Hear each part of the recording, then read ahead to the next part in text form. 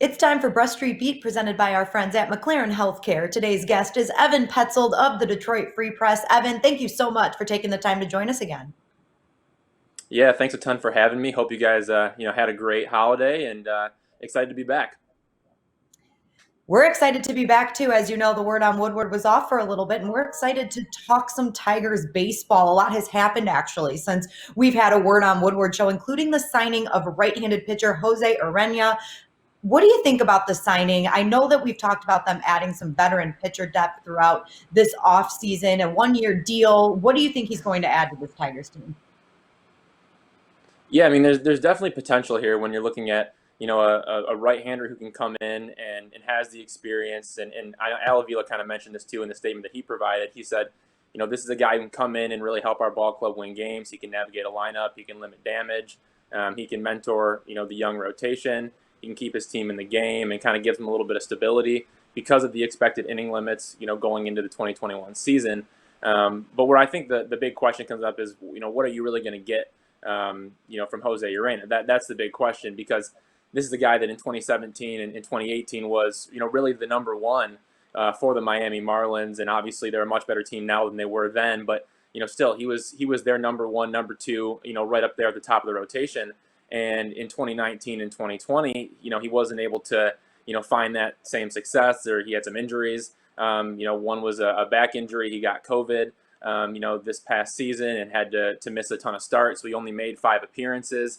And so a number of injuries really the last 2 years have kind of brought up the question marks. And that's kind of why you saw the value for him drop, and obviously as he aged as well. But I think the point of this is if they can get him to, even get close to where he was in 2017 and in 2018, then he's a positive bounce back candidate, a guy that could eat some innings for you and help you out through, these inning limits that we've been talking about. And I guess if the Tigers are lucky, they'll get a trade piece at the deadline. That would be nice. But, that really hasn't been the way things have gone recently when you're looking at Ivan Nova and Tyson Ross and Matt Moore, guys that they've signed in the last 2 years to these short contracts and hoping that they, turn out to help them out in more ways than one. But, Al Avila's not ready to sign anyone to a long-term contract, especially not, on the pitching side of things. That seems like that could come, next year or the year after, depending on how some of these prospects play out. When you look at Casey Mize and Tarek Scoop and Matt Manning, so I think the big picture here is, what are you going to get out of him? Can he stay healthy? If he can stay healthy and eat innings, I think he's worth it in the long run. I think he's a guy that can come in and do what the Tigers need him to do, which is help them win games and help them kind of be able to get into that 5th and 6th inning, something that their pitchers didn't do a ton of last year. But again, it all comes down to the health, and that's something that he struggled with the last 2 years. So we'll end up, we'll just have to kind of wait and see on that. Evan, except I guess if you're the Padres and maybe a few other teams, it's really been kind of a slow offseason thus far. And it looks like, the Tigers' philosophy, and Al has said this actually, is kind of slow and steady. Do you see them adding an infielder, another pitcher? And when do you think that'll happen? Well, I think, when it's going to happen is totally going to be determined by the market. And that's when you see, some of the top tier free agents come off the market. I mean, looking at guys like Trevor Bauer, once he goes, and George Springer and some other names out there, once they, commit to a team and sign, I think you're going to see a lot of things unfold. But it's kind of wait and see on that. I don't think anybody really knows exactly when that's going to happen. It could even, go until the late January, early into February even.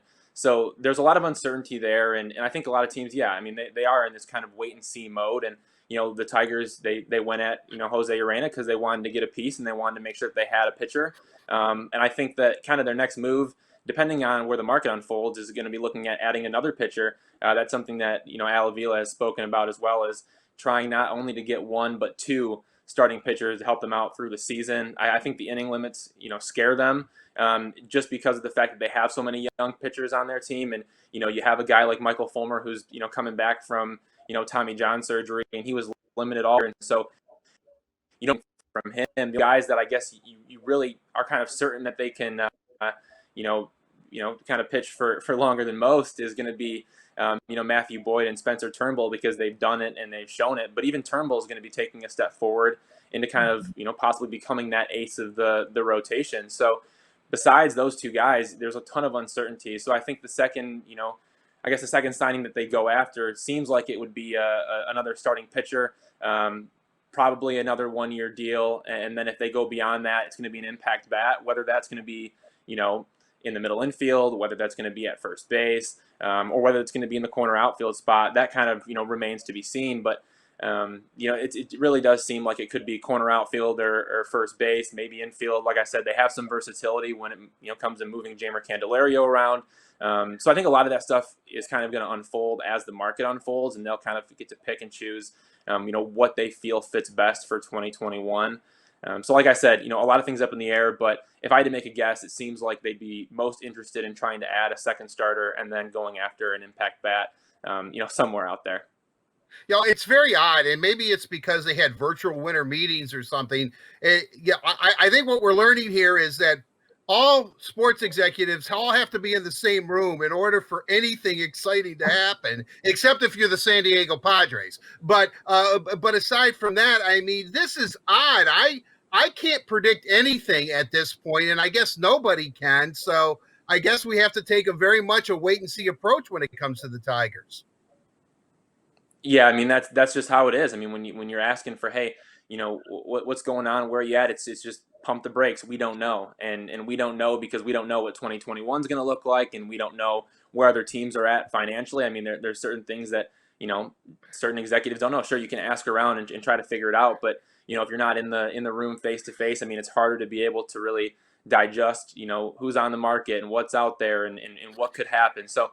Yeah, I mean, you're absolutely correct. Without the in-person winter meetings, there's just less of that communication. Doesn't mean it's not happening, but it's just moving at a slower rate. And then obviously everything with the pandemic this year has slowed that down as well. So yeah, wait and see. And it might be a little bit. Evan, let's switch gears a little bit here. We did just find out that Isaac Paredes was crowned the Mexican Pacific League batting champion, which we knew this kid had some talent. We saw it last year when he played for the Tigers. And my question for you is, do you think he's going to be the Tigers' second baseman? And if he does, what does that do for the rest of the lineup? And the reason I ask you that second question is I'm specifically thinking in Nico Goodrum, who spent some time at second base while Willie Castro was at shortstop. Well, yeah, I mean, I think the Tigers ultimately would like to see Isaac Paredes move to second base. Does that happen in 2021?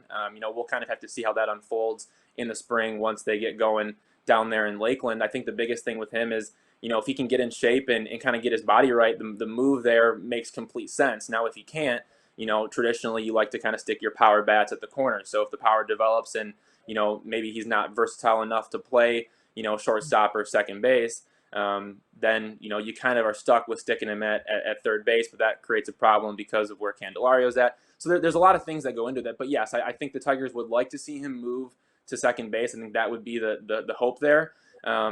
If that happens and when that happens is another thing that remains to be seen. We'll see where he's at in terms of how reliable can he be defensively.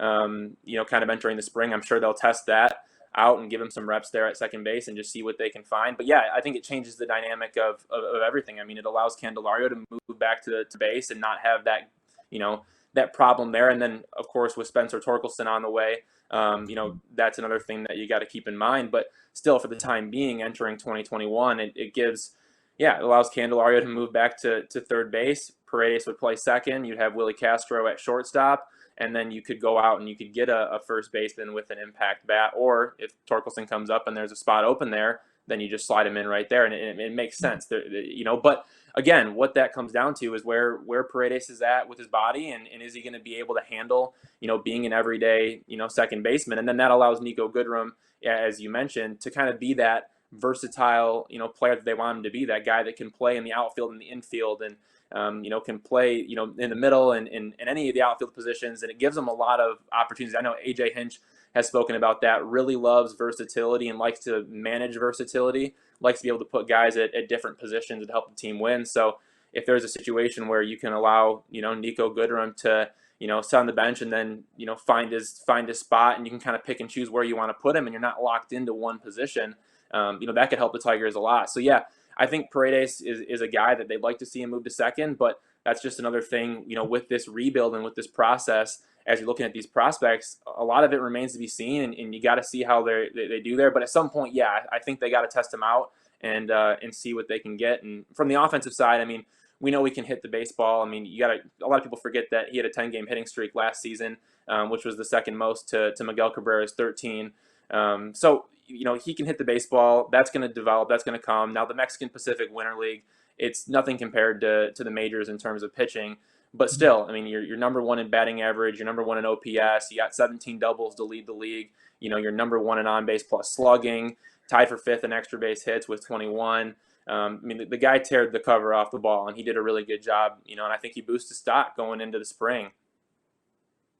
One final question for me, Evan, and that concerns Miguel Cabrera. If AJ Hinch is serious, and I have no reason to believe that he isn't, that Cabrera could see some time at first base, does that make CJ Cron, who Tiger fans kind of gravitated to, out of the picture about being re-signed, but still there's a possibility for Jonathan Schoop? I think with Jonathan Schoop, it really depends on what he's asking for. I mean, this is a guy that did a really good job last year and put himself in a really good spot to get paid this winter. I mean, looking at his numbers, I know it was only 60 games, and you can only judge so much off of that. But he's in a spot where he could be asking for more money than maybe you would have originally expected when the Tigers signed him last offseason. So I think there's some question marks there with Schoop, and I'm sure there's conversations back and forth. I know there's some interest, but it just kind of depends on how all of that unfolds financially. And then at first base, yeah, I mean, if Miguel Cabrera is going to get time at first base and he's going to play a couple days a week there, I mean, that gives you an opportunity to go and maybe get kind of like a platoon first baseman, somebody that can play there. It also would allow you to move Candelario around and let him play first base a little bit if you need to. So, yeah, maybe it devalues the chance or lessens the chance of going back and getting CJ Cron. But again, Cron's coming off an injury where, he only played a handful of games. So he could be, another guy that's kind of just asking for a bounce back type of a contract, something that he can say, all right, I'm going to go out and I'm going to stay healthy and prove myself this year. So I think there's still some traction there. But yeah, with Cabrera moving over and the versatility you have with Candelario and Torkelson on the rise, it'll be interesting to see what they end up doing, if they're going to commit to a, year-long full-time first baseman, or they're going to just kind of plug and play throughout the year. Everything seems to be like it's going to be very interesting with the Tigers, Evan. And as we get more news, we will definitely be having you back on. And hopefully all goes as planned and spring training is just right around the corner. Thank you so much for taking the time to join us today. We really appreciate it. Yeah, you guys take care. You too, Evan. A big thank you to McLaren Health Care for presenting Brush Street Beat right here on the Word on Woodward.